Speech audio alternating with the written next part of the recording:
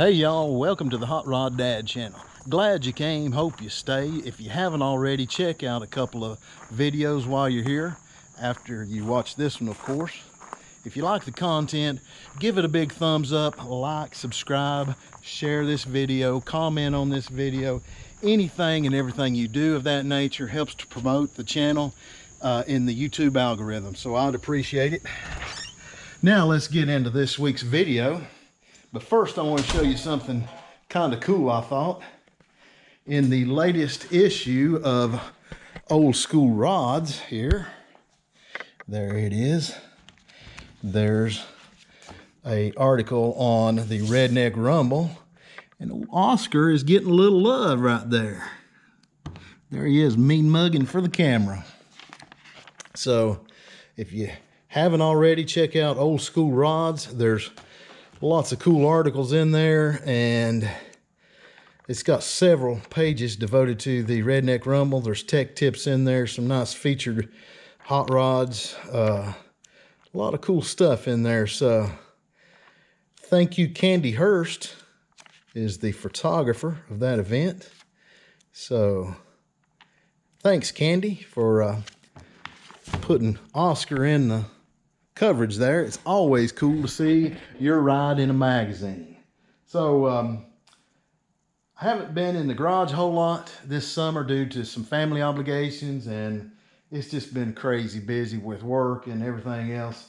So I haven't had a lot of time to work on projects, kind of in between car shows. Got a couple of big car shows coming up, but haven't been to any lately to cover for you. So this week I thought I would bring you a video on a little cruise in I went to a while back in Ooltewah, Tennessee. It's just a little small town venue. Lots of cool rides there. It's in the evening. They do it every Monday evening. So if you're in the area through the summertime, I think they do it on up into the fall. So if you're in the area, check it out sometime. There's lots of cool cars, a lot of good places to eat around there. You can grab some barbecue, sit out on the sidewalk and watch the cars go roll by and have a nice leisurely evening. So without further ado, here is a video from that event. Y'all enjoy.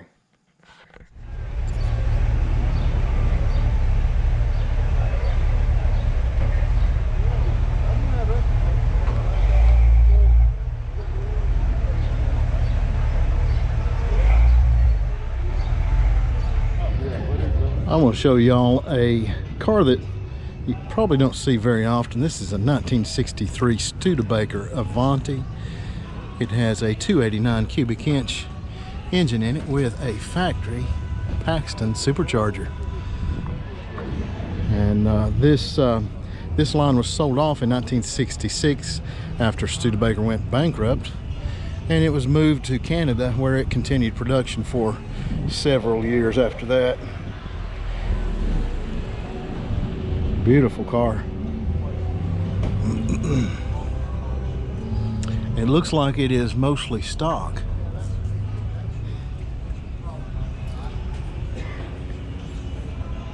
Although it does have updated mag wheels on it. And this is my favorite car down here tonight.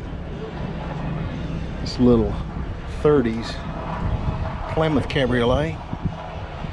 Beautiful little car, and it's got a Hemi in it.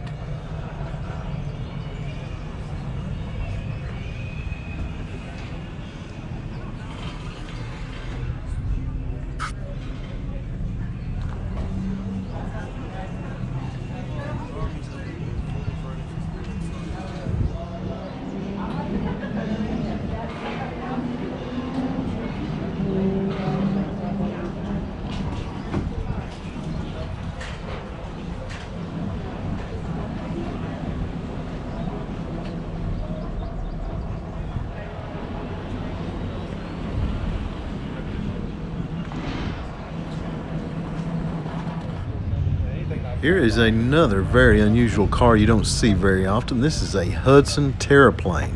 It's been street rotted with a small block Chevy V8 in it. Kind of a medium metallic blue. It's got a nice black leather interior in it.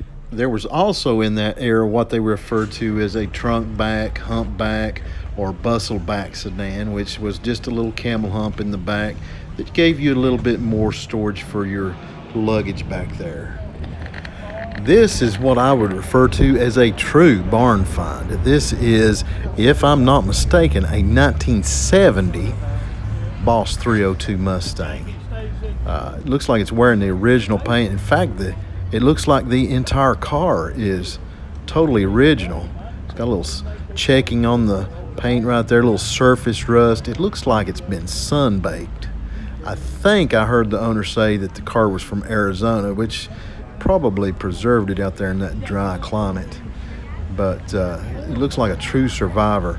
I've always loved those louvers on the backs of these cars and the spoiler. Just a really muscled up look to these. And that's a great color too. I would love to know the backstory of this car. Here's a really nice early 30s Plymouth 5-window coupe. Suicide doors. It's kind of got a resto rod vibe going on there with the mohair type interior, the wood grain dash and steering wheel. Very, very unusual color for this car, but it suits it very well. I love the lines of these early Plymouths. This was about the era when they started lowering the roofs on them a little bit, making them a little more streamlined. This car appears to be chopped, although it's not. I think this is the stock height of the roof, but it was that era when they started lowering the lids on them a little bit, get them a little more streamlined. Beautiful little 66, I think, Chevy C10 pickup right here. Red with nice oak bed floor in it, customized with some bucket seats in there, lowered nicely. Just a really nice example of a mid-60s Chevy truck. Is there anything more iconic than a 32 Ford Roadster? This bright orange example has a hot rod louvered hood, chopped windshield, very simplistic in styling, very sparsely but nicely chromed 1939 Ford taillights. Just an overall great example. Here is a very rare car. This is a limited edition Bandit tribute car. There were only 77 of these cars built. And it's in tribute to the Trans Am that was used in Smokey and the Bandit. They were all signed by Burt Reynolds. Under the hood is an LSX 454 cubic inch V8. This is the only car like this that I have ever seen in person. Here's a nice little black, looks like a 48 Ford coupe. Here's a nice 46 Ford convertible. Got a small block Chevy V8 in it with the traditional 3 deuces on there. Very, very tastefully done. This is, again, is what I would refer to as a resto rod, mostly stock in appearance, but with updated drivetrain in it. Nice little C10 here. Man, I'm loving these trucks more and more. I'm going to have to put one of these on my bucket list. These are just beautiful trucks. There is a beautifully restored Impala, still retaining the factory straight 6-cylinder engine in it with the canister oil filter. Those were optional, if I'm not mistaken. Man, I am loving this green interior with those inserts in them. Very nice. Love the dashes in these cars. A lot of those were harvested and put into custom cars. And this one looks like it is stock from one end to the other. Occasionally it's nice to see something that's just restored to stock condition and not hot rodded.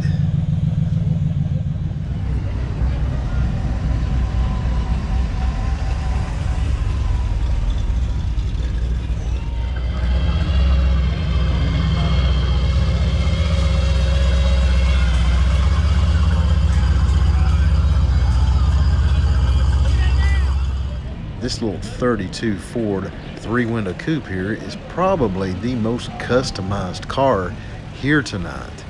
Man, it is gorgeous. Look at that interior. It's kind of a I don't know, kind of a plum metallic color. And I couldn't even begin to tell you how many custom touches are on this car. It's chop top. Every piece on this car is molded in. Very unusual treatment to the front end. The grill shell has actually been molded into the hood right here. Very interesting detail, and it's been sloped back a little bit. Gorgeous car.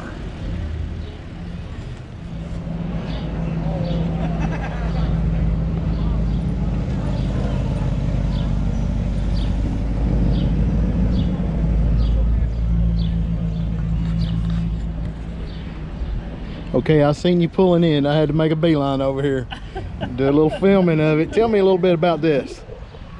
We got a 1951 MG TD, and the last owner drove it 70-something miles, 70-something thousand miles over 54 years. Wow.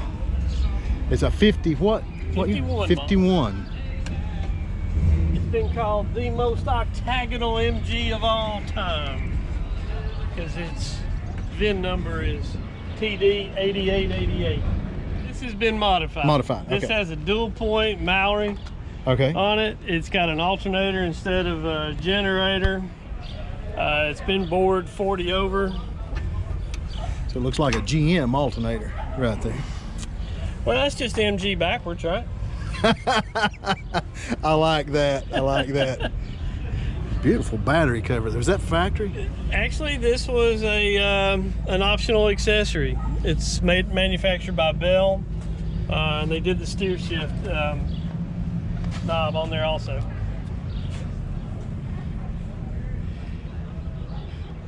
So it registers 120 right there. Yeah, I wouldn't feel safe at 120. So what's your top speed been in it here? 75 has been the most I've taken it. Beautiful little car.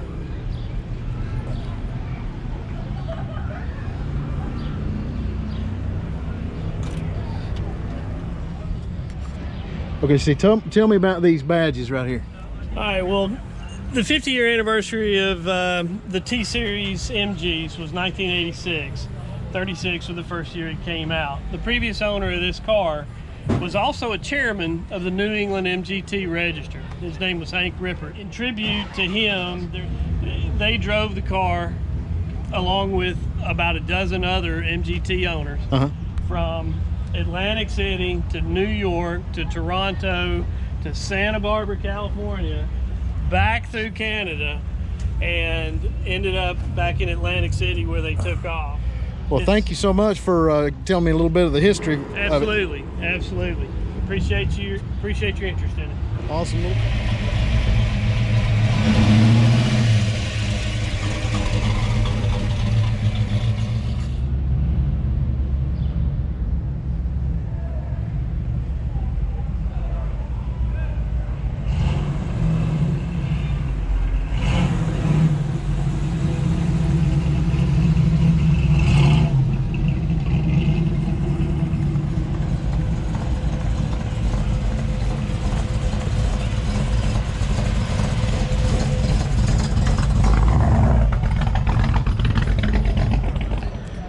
Here is a nicely restored Corvair convertible. These cars were notoriously put down by Ralph Nader, who said that they were, quote, unsafe at any speed, but this one still remains on the road many years later, and it is gorgeous. That's cool.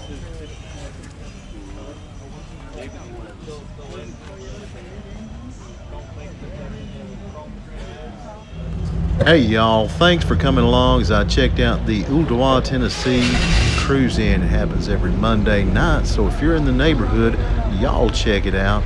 And as always, y'all get out there and build something.